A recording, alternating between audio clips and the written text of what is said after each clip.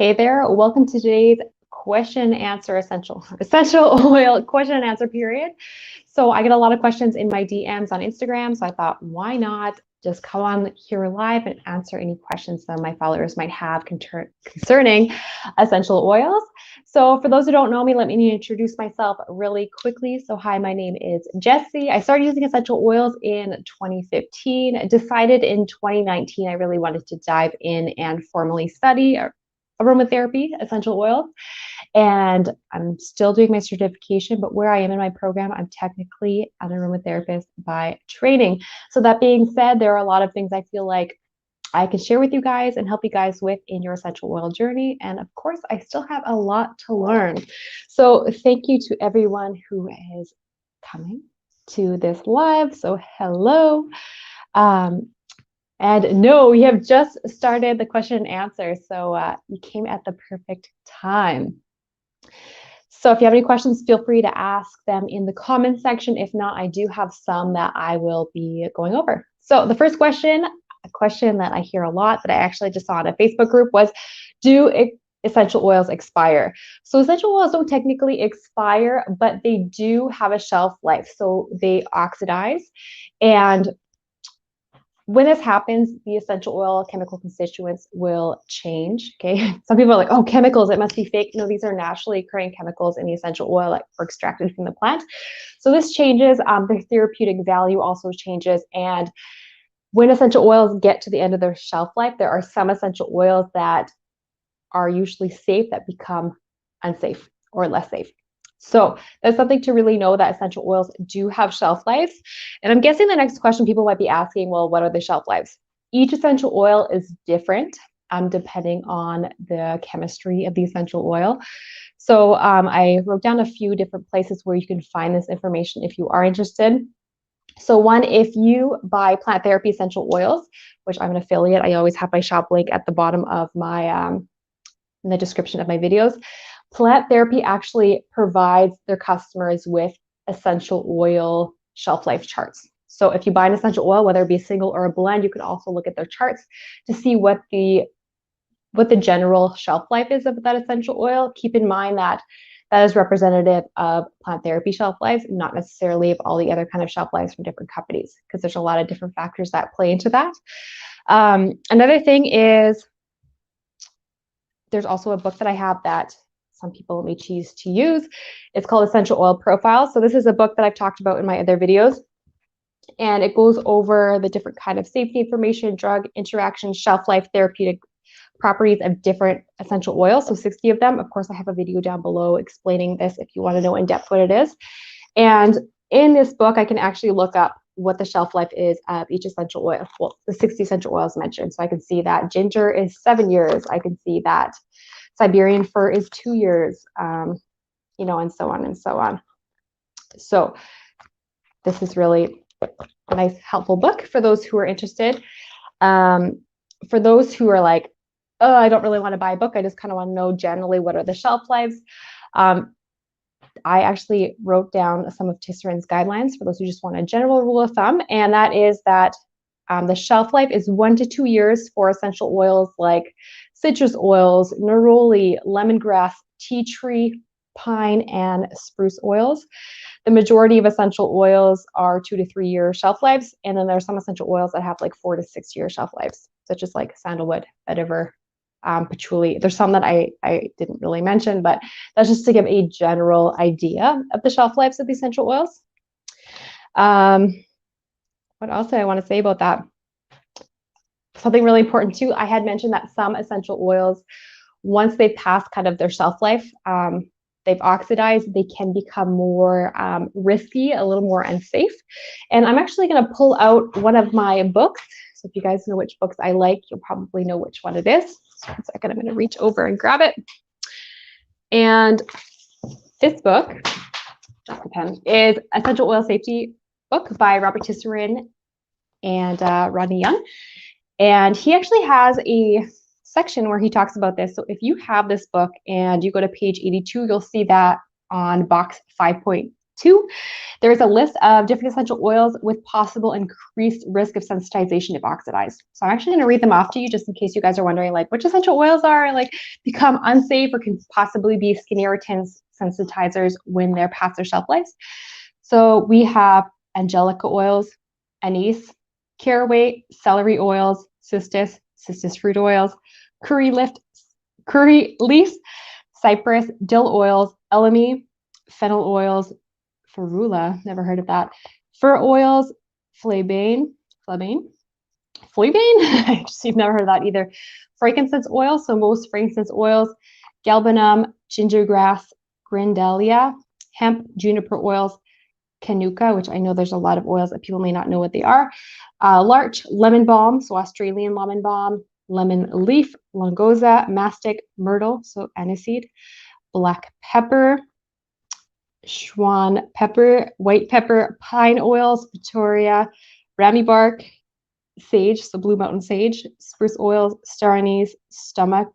I've actually never heard of that. Sumac, Venetian, Tanya, tea tree, tick bush, turpentine, and white verbena. So more of the common ones that become more, I guess, unsafe, have a higher risk of adverse reactions, irritation, sensitization when they are past shelf life.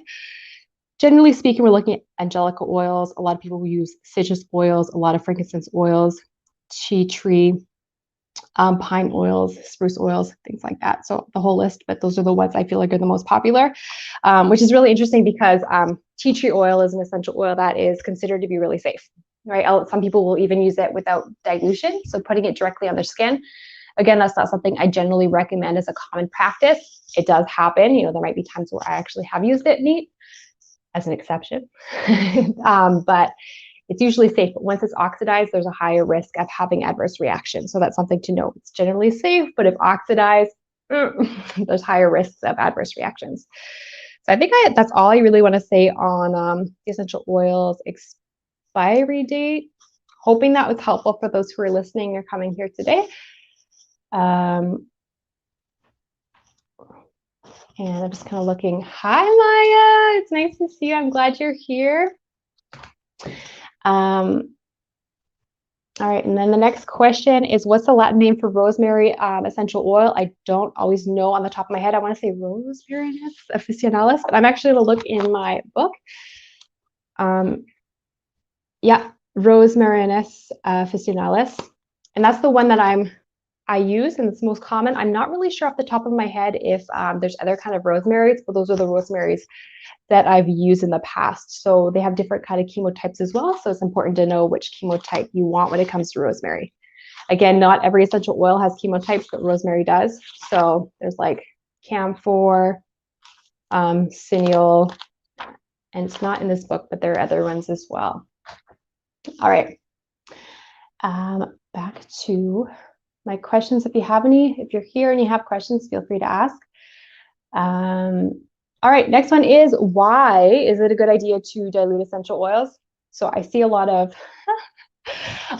different kind of recommendations when it comes to diluting essential oils, especially in the company where I started using essential oils. They say, oh, you only have to dilute if you have sensitive skin, if it's for kids, if it's for babies, which babies I don't even recommend using essential oils on. The truth is that you should always be diluting essential oils, except for exceptions. There are exceptions, but generally speaking, you always want to dilute. And the reasons why I wrote them down, just because I didn't want to forget, is because by diluting essential oils and then putting them on your skin, on your body, you're reducing the chances of having adverse reactions, sensitization, irritation and stuff like that, right? So it's just kind of a safety issue.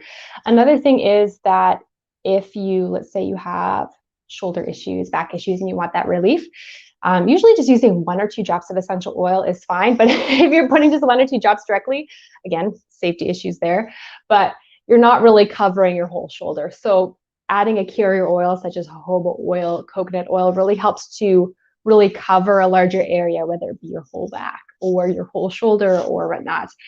Another reason why it's good to dilute is, I'll look here just to make sure. Oh yeah, it saves you money. If you're using essential oils without dilution, you're using at least a full drop every time you're using essential oils, which might happen anyways if you're diluting, but it doesn't have to be. Whereas, like, let's say I have a rollerball. So here I have a roller ball with neroli and bergamot. Bergamot's usually phototoxic, so be careful with that, but not the bergamot I'm using. So I'm using, I think it's Plant Therapy's bergaptan-free bergamot. So the phototoxic part has actually taken out of it. So let's say I'm going to use it here. I got some neroli. I got some bergamot. Sorry if I touched the mic, but I didn't even use a full drop of each, right? So it's going further. I'm using a lot less each time I'm using it. So in turn, it's lasting longer, my oil, and I'm saving money because I don't need to use a full drop of neroli every time. Neroli, super expensive. If you guys have ever looked it up. It helps the absorption of essential oils. So essential oils are volatile. So you put them on your skin directly. Let's say you don't dilute it. It's already evaporating. I swear I can speak English. But by mixing it with carrier oil, it helps it from like evaporating out and kind of holds it so that it can properly be absorbed into your skin, into your body. Another thing is sustainability. So I guess it works with saving money. You don't have to use a full drop. Like I didn't use a full drop of neroli and a full drop of bergamot. I just used a fraction of a drop. I don't know how much by using a roller ball. I think that pretty much covers it up for why to dilute essential oils. Okay, so I got another question. So it says, could you write down the Latin name in the comment section? Your answer was not very clear. Yeah, so I luckily have a computer right beside me where I'm watching the live on mute just in case I need to write anything down. So, of course, if you're looking at a reputable company such as like Plant Therapy, I'm an affiliate of, you use the link down below, you're going to find the same Latin name. Rose officinalis. Making sure I'm actually saying this right. And now I'm going to choose it and share it to my screen. This is it. Rose Marvin. Yeah. And then remember, they have chemotypes as well. Oh, yeah. Okay. Yeah, so you talked about the subtitles, or at least to enable the subtitles. I don't know if subtitles are available on this, like when I replay my lives. I know my subtitles are when I edit my videos, but yeah, there we go. We have the Latin name typed out. And if anyone has any questions, let me know because I can answer them. But if not, if you're watching the replay, put the cat emoji in the comment section if you're still watching. Also, there's videos popping up on the side here. Feel free to click on them. And if you love essential oils, don't forget to subscribe to my channel. So I don't see any more questions. So I will say take care and I'll see you guys later. Bye.